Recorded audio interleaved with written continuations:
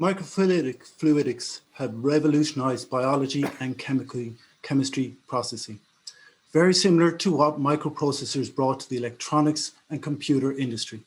It's a fast-growing technology behind many of today's groundbreaking innovations in chemical synthesis, biological analysis, optical and information technology.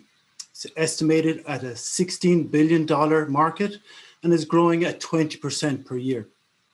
We have seen in the last number of years that this technology is now being adopted by industries that create higher value products, specifically biomedical, for example, in implantable devices, biopharma in drug development, and even in aerospace applications. But these industries demand significantly higher performance as they integrate these microfluidic solutions into their products.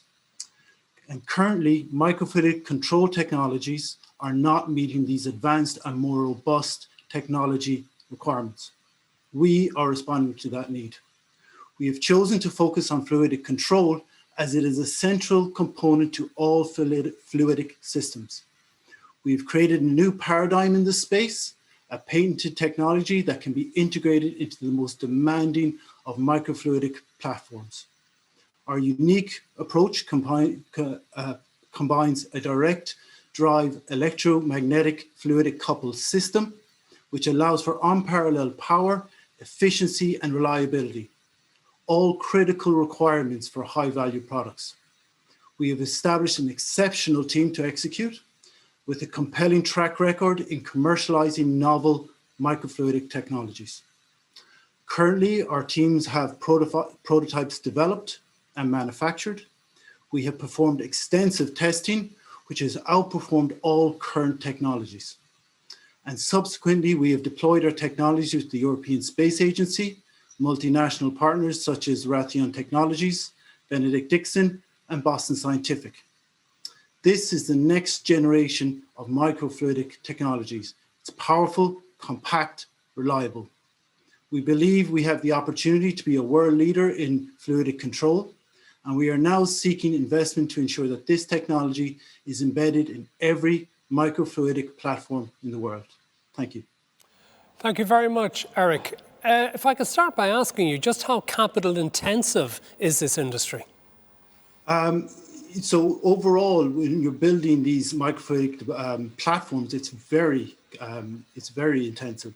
However, some of the components that we are focusing on, not so much. So we are focusing on fluidic control, which comes down to microfluidic pumps, valving systems, and also latching valves, this type of thing. So per item is not intensive, but the development that has been enabled by EI has allowed us to do that. So a lot of work has gone into actually producing these, but to go forward is not as intensive.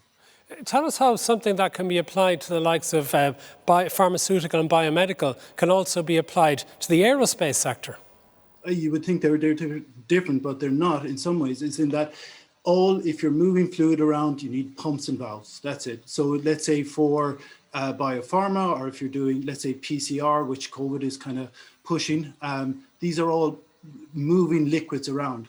And if you look to aerospace or even the European Space Agency, they need to do that as well for two-phase cooling of their electronic components, or to actually do an experimental work in space applications. So they need reliable components. Okay, how quickly can you develop this business, and how much is your immediate need for a new investment? So currently we're aiming for a timeline between 6 months and a year. So we're putting a freeze on our technology, our development in about 3 months. So we're very far advanced, and we're looking for investment within 6 months to a year. Sorry, when you say putting a freeze in your technology, what do you mean by that?